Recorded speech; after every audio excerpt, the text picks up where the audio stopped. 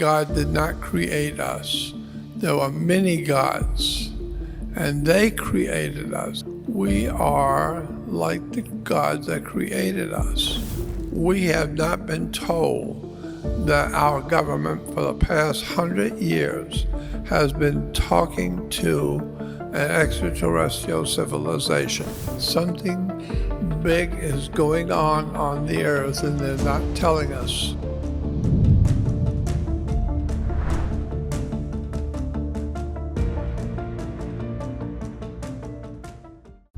I came across many years ago a confounding idea in the Bible that I think I understand. In the beginning, Genesis says in Genesis 1, in the beginning, God created mankind. But the problem is, that's not what it says in Hebrew. It doesn't say God created mankind. Because mankind is ish. I-S-H in Hebrew is man. And it doesn't say God created man, because God in Hebrew is El. So if it's God created man, it would say El created Ish. But it doesn't say El created Ish. It says Elohim created Adam. And it's not A-D-A-M as in Adam. No, it's Adam, A-D-M, which basically means a different kind of human, a different kind of person. And so the God is Elohim, meaning there are different kinds of Elohim. And there's some that have created us in their image and their likeness. That's what it says. Come, let us create Adam in our image and our likeness. So we are created in the image and likeness of some of the extraterrestrials who are called Adam. I think that is very interesting because the implications are incredibly important.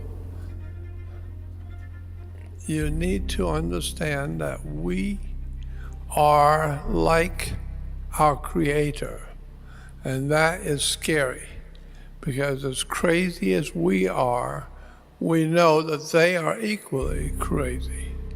We are like them, we look like them, and we act like them. And that implies that something big is going on the earth, and they're not telling us. They're not telling the human family what's going on because they're getting ready to use us. I don't know how many of you have ever heard, but I was told by a scientist at NASA that the planet Saturn is inhabited. It's inhabited by an army, and it seems to be that the army is building up, and it looks like it's building up to attack someone. And so NASA believes that we are being prepared for a massive attack from whoever it is that's being built up on the planet Saturn, and some sort of a military force. I think all of this is very interesting because when you begin to read that God created Adam, A-D-M, not A-D-A-M, Adam. There was no Adam. There's Adam, a different kind of person. So therefore, we now can understand that God did not create us.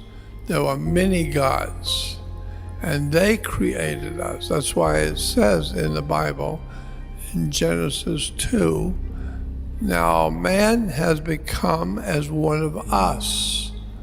He's become as one of us. And therefore, we are like the gods that created us. I think all of this is very interesting in that today we have so many philosophies and ideas about God, never realizing for a moment that the word God implies many things at different levels. The mere fact that the planet Saturn is inhabited and is becoming a buildup of military from somewhere out in deep space is coming into the planet Saturn and going inside the planet Saturn, not landing on it. They're coming in and they're coming into the planet Saturn. And we know basically what they're doing is they're planning some kind of a military expedition. And I am told that NASA believes that that expedition is going to be an invasion of the Earth. And if that is true, they got a huge army that's coming. I don't know how or why, but that's what I have been told by people in NASA. So, having said that, that's some of the things I wanted to bring out. We have not been told that our government for the past 100 years has been talking to an extraterrestrial civilization in the area we call, what was the name of that constellation? Cassiopeia. In Cassiopeia, we are receiving messages. And we've been receiving messages from Cassiopeia, but we don't know how to read them. But they're intelligent messages, which means and implies that there is someone out there in Cassiopeia who is contacting us and trying to tell us something, but we're not understanding. So that alone is something to be concerned about. There are other things I'd like to talk about, but at this moment, I'm not sure exactly what it is that you all already believe.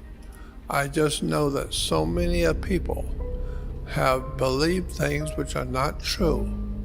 For instance, the Vatican has passed around the story for so many years that Peter, Peter, the Apostle Peter, was the first pope in Rome.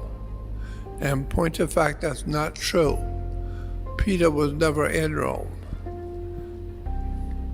And besides,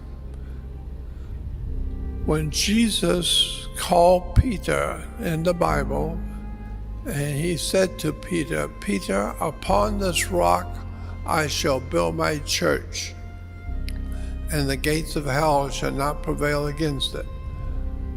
This was very important. When Jesus said, "Upon this rock I will build my church," and the Catholic Church says that that rock was Peter. Peter supposedly was like the movie star today, Rock, because it was loosely referred to, he was loosely referred to as the Rock because of his personality. No, that's not true. The word in the Bible for Jesus saying, "Upon this rock I will build my church," the word rock is Petra, not Peter. And we've been misled by something called Petra. Petra is a very big rock in Syria. And if you have seen Indiana Jones in the Last Crusade, Indiana Jones ends up in Petra with his father, Sean Connery. So the mere fact that Petra is the rock upon which Jesus builds his church, Petra was also the home, was built by the Nabateans. Nabateans were the first actual Arabian cult. And so this is where we get the Nabatean foundation for Petra, which is the foundation for Christianity. And so therefore the implications are horrendous. When Jesus said, Petra is the rock upon which I build my church, it implies that we are members of a special kind of creation, and we've been created to serve the gods of Petra, and we are doing just that right now in our lives as humans. But I have a book called Symbols, Sex, and the Stars, and it's a very, very well written book. I think probably it was written for an audience of about 12 to 14 years old, because it's very simple, very easy to understand, and I've never read a book like it in my life. It's a very important study of the symbols, sex, and the stars. Yes, symbols, sex, and the stars. So, I was made aware many years ago that the United States federal government is being contacted by other civilizations, and that we Americans have been playing with their ideas and going along with them in their state of affairs. It's an incredible story. But for 100 years, I know of, that we have been listening to the authorities tell us there is no such a thing as extraterrestrial life, when in point of fact, we have been talking to them, and we're talking to them now. And they've been planning things around us that we don't know anything about. So that is that. That's as far as I can go on that. If any of you have any questions, I would be happy to try and answer them when we get outside, or when you see me in the audience, you can stop me and ask me, and I will try and answer you. Again, I thank you for being here and for hearing me. So, the name of the scientist that actually designed the first electric telescope was back in the 30s. I can't remember his name, but he invented the electrical telescope. And from there, when he died, another scientist in Scotland also picked up on this scientist's efforts and made himself aware of the electronic telescope, and he began using it, and he was told by the first scientist that he had been receiving communications from Cassiopeia, the constellation. So he, the second scientist in Scotland, began aiming his electronic telescope into Cassiopeia and sending out messages. And he began receiving messages back, and they were intelligent, well preserved, and amplified, so that they were coming in crystal clear. That they were you would say probably that they were well developed messages, but we didn't understand them. And so we find that the word for God is Deus, Deus in Latin is God. Deus is actually based on Zeus. Zeus is God. And I believe that that is probably one of the reasons why we're praying and praying and praying for help and protection with very little to show for it. And so I think it's because we're praying to the wrong God. Because I am sure the Romans knew the difference between Zeus and the Almighty Christian God. And I think that that's what we need to understand, is that Zeus is the actual God of this area of the universe. I have been told that. And I think that that is probably true, that Zeus is the God of this particular area of the universe. Again, I would then caution you that there are so many questions that we need to ask that we have not been told, and we're not being told for a reason. We need to understand that our government knows many things that they're not telling us, and they are keeping from us many important things which we are not made aware of. I have been talking to scientists for years who are with NASA and private scientists and public scientists, and I know that they're all saying the same thing, that yes, we know more than we're telling you. We've known it for a long time. That being the case, there are many other things we could talk about, but at the moment, this is all I can think of to say. Yes. Sure. Yeah, you go ahead. Jordan, you mentioned Zeus and how Zeus was the ruler of this area of our universe.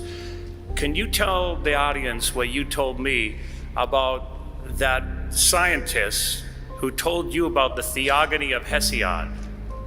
You remember how that relates to this? Yes, he wrote a book. This one scientist at NASA wrote a book, and he's been persecuted for it. And he is no longer around. He does not make his address known, does not make his phone number known, and he's afraid for his life. He wrote the book called Ringmakers of Saturn. The book is called The Ringmakers of Saturn, in which he talked about all the things that are going on the planet Saturn that we've never been told. And Saturn was referred to as El, the same word the Jews call God is El. And so the Jews are worshiping Saturn. And that's why Saturn is today the house of God. And this is why the Jews today still go to the synagogue on Friday, on El, and they go until they stay there for Saturday. And so Friday night is actually Saturday for the Jews. And so we're learning that the Jews have known about El from the very beginning. They must have been communicating somehow with the god El. And this is why on Saturn in the North Pole, you will see a Star of David on the North Pole of the planet Saturn. It was picked up and used by the Zionists in the 1800s. That's a whole different story today. At this point, I would like to say again, I thank you all for being here, and I appreciate Bob Brown allowing me. Last year, you were talking about how the Vatican were basically the most powerful people on the planet, controlling everything. And while I definitely tend to agree with you big time, but before that, I was sort of under the impression that it was really the Rothschilds that were really the big ones of the family. So I wanted to know, like, where do the Rothschilds fit in the hierarchy of all this? And do you know, like, how far back the Rothschild, like, legacy goes? Because, you know, according to history, I think it began, like, with Mayer Rothschild. I think it was, like, in the 1600s or 1700s. But I've heard indications that they actually go all the way back to ancient Egypt. So what can you tell me? What do you know about the Rothschilds? Like, how high up are they in the hierarchy of all this, of the New World Order? We were told that Pharaoh was walking along the Nile. And this story is on the side of one of the temples in Egypt. And the whole story is written out in hieroglyphics. And it says that Pharaoh was walking along the Nile by himself and discovered that there was a silver disc above his head.